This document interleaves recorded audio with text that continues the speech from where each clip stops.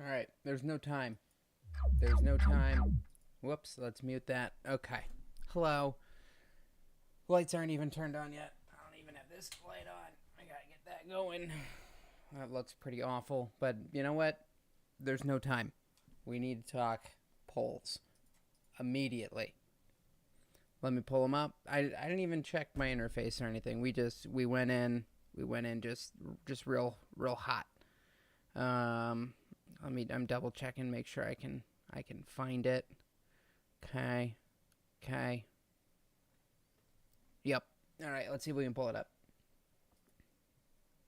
I wasn't even planning on doing a video today. Uh-oh. Look out. Okay. There's a supreme lack of something filling that area. Um don't worry. Be calm. We're gonna add it back in. You're just gonna. Oh hey. Bam. All right. Get this in here. Shrink this down. You guys are seeing the behind the scenes. This is what happens when I don't test things before they go live. This is me winging it on the fly. Take a little bit off that. Oh, not that side. Ooh. Oh, panic. Everyone's watching and everyone's judging you. Oh god. Oh god. Okay. I think we're okay. Is that good enough? I'm gonna actually, since we're here, I'm just gonna do this, move this over. That way you can see the results a little bit better. Oh god. It's all falling apart. Boom, bingo, bango. All right, we're good. We're good. Sorry. Sorry about the delay. Again, I wasn't planning on doing a stream, but here we are. Let me scroll down so you can actually start seeing some of these results and make sure I keep them on screen. So let's get right down to it. Here we go. If you look, this is yesterday's poll. Seltzer, local Des Moines person. Now, this is showing Biden +7 and Ernst +4. That's a big deal. Ann Selzer is an A+ rated pollster. She's very good. I've heard her speak a couple of times. She's very solid. What's incredible about this is that there are allegedly like Trump Greenfield voters. That's been a mystery, but they exist. They are few in number, but they are mighty. So, what do you do with the result? Like, Trump +7 this late in the race. This is like final poll territory. So I'm going to go ahead and filter all these down. We're going to go just presidential election. There we go. You can see the big shift. This was because of that poll. It's a big, weighty poll, and a lot of things we had seen was something like Biden +2, Biden +3, Biden +5, where before that it was a little bit further, but a lot happened between September 24th and October 21st. So, what do you do? I'm going to turn my mic up just a little bit. Okay, I think that's a little better. What do you do with a result like this?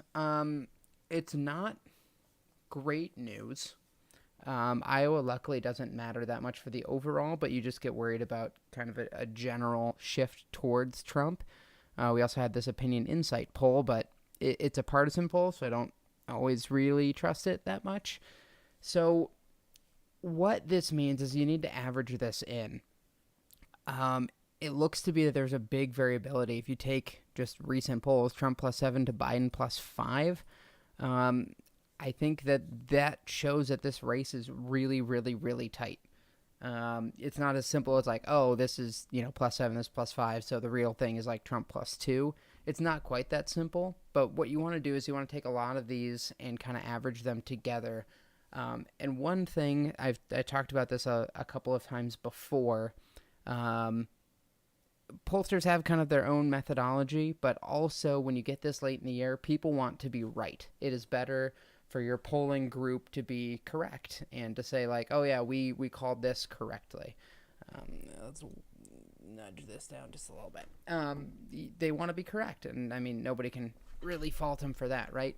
So what happens is a phenomenon known as poll herding, which means some of the lower ranked pollsters will start herding their results closer to where they think the average is. Like Quinnipiac and Emerson College being like Trump plus one.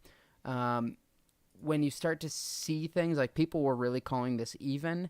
So let's say you're Quinnipiac and you get some outlier result that says that it's Trump plus 7, for example. You may be more likely to go back and say, Quinnipiac, if they got like a Trump plus 7, they might be more likely to say, oh, there's probably some issues that we have with this, and we probably don't want to release this because that's an outlier result and we don't want to look bad. So you don't release it, and you just hold off. Meanwhile, you run a simultaneous survey, and it's Trump plus 1. You're like, okay, that fits within the realm of what other people are saying as well. Seltzer has the reputation. She doesn't have to do that. She can release whatever she wants, and people will pay attention. So if you piece all of these together, this is probably what looks to be a relatively narrow Trump win.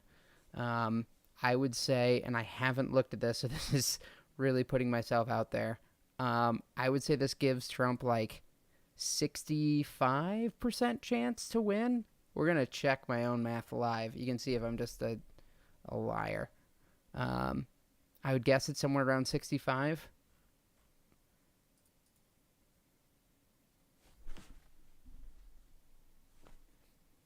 Nice.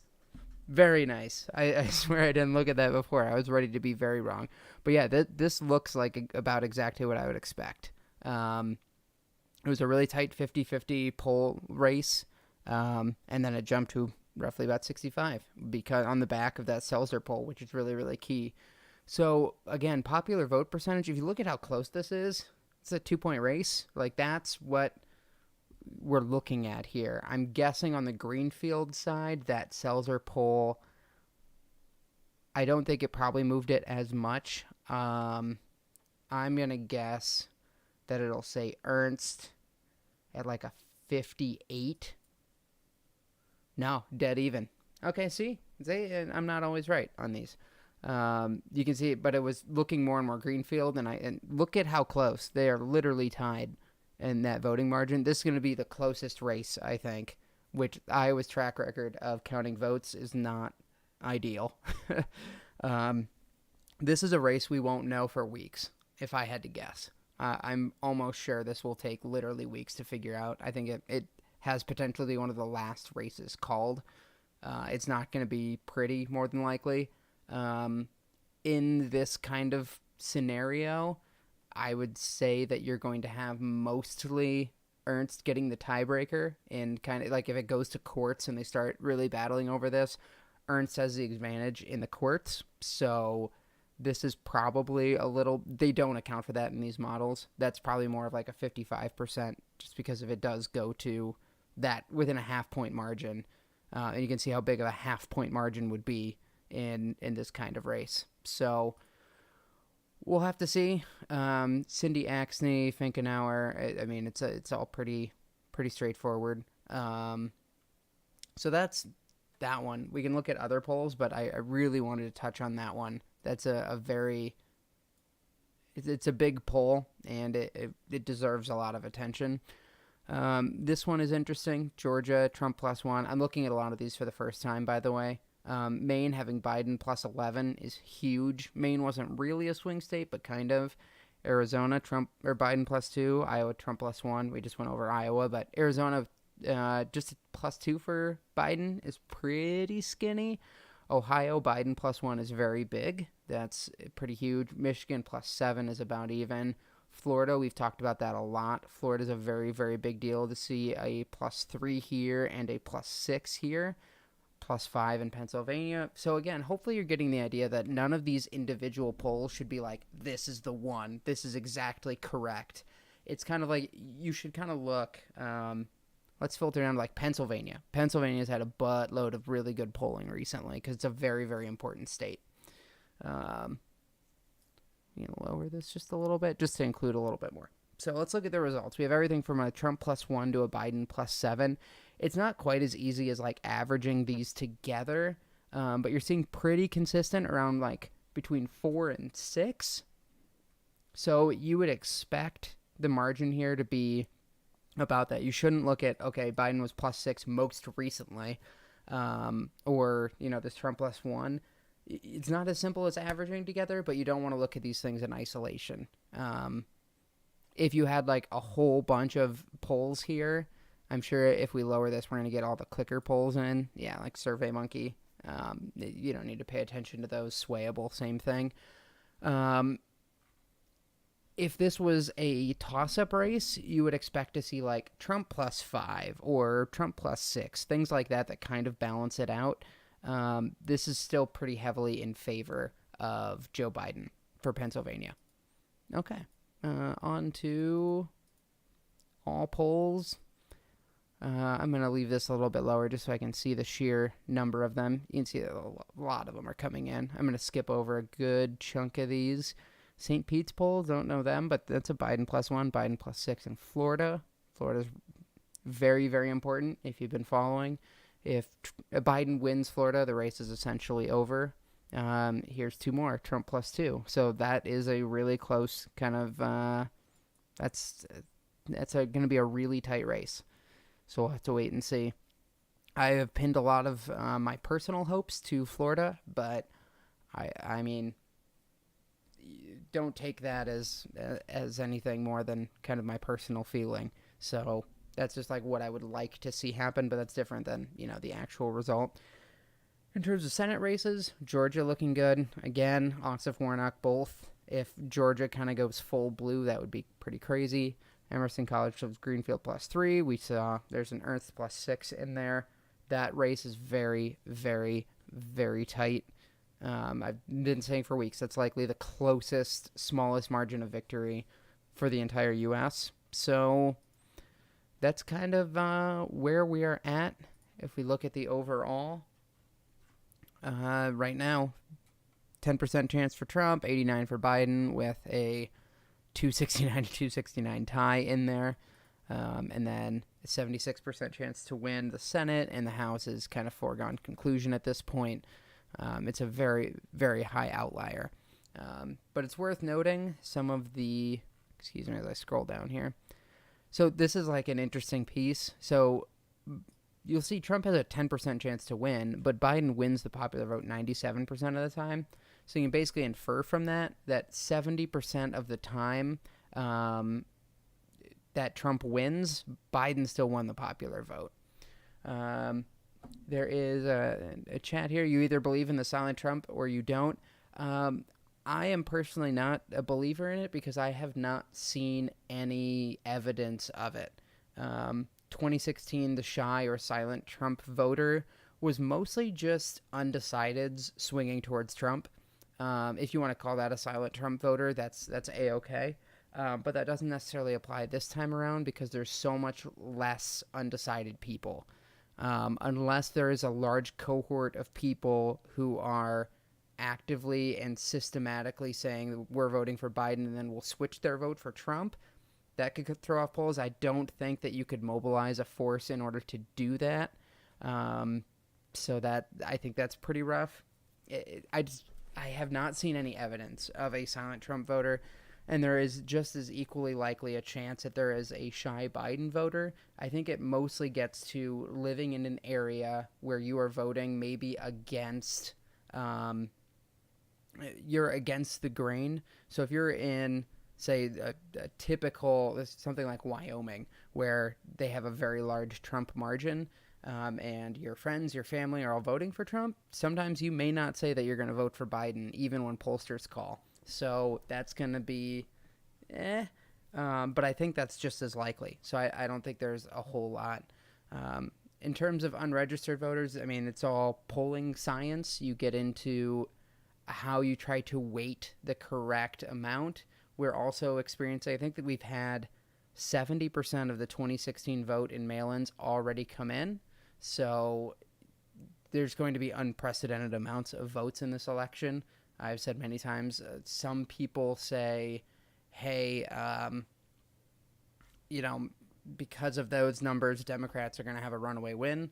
I don't think that's the case. I think you're mobilizing a lot of people on both sides. I don't think that Democrats are the only ones who sit out elections. Um, we'll have to see where that comes from. Could be young people, could be certain demographic groups. It kind of depends. So there's a fair number of these. This is the election hanging on a recount. I mean, you can. The whole election hanging on a recount is one thing. A particular state hanging may be something else. But as far as that goes, the tipping point states, none of that has changed. We're still looking at Pennsylvania, still looking at Florida, Michigan. All of these states are kind of all together. These next probably 4, but these 2 are the big ones. Pennsylvania is not something that we will likely know on election night. Actually, I'll probably save this. Tomorrow, I believe I'm going to do an election night survival stream. Like how to watch the election, even if you're not tuned into my stream. Just generally speaking, how can you watch and make sure that you're not over or under reacting to things as they come in? There's a lot to that. So you just got to kind of keep that in mind, and we'll check it out tomorrow. We will do one last stream. I've got kind of the whole night planned out. I've talked to basically all the guests. We're going to have 5 guests. All of them are going to be about half hour apiece. I'm going to plan to stay on who knows how late. I'll be sitting here. I'll play with my Rubik's Cube. I'll watch poll results come in. I'll give you live reactions and things. We'll kind of go through that experience together. So yeah, that was today. I just wanted to get that out there because there was a couple of big time poll results that kind of came in last minute, and I think people are worried. I think there's a lot of anxiety. So we're going to address that tomorrow on that stream. Until then, I will catch you guys later, and be sure to tune in on election night starting at 6 p.m. Central Time, even though I'll probably log in a little bit before that, but we'll be around then, and we'll watch this whole thing unfold. Thanks a bunch.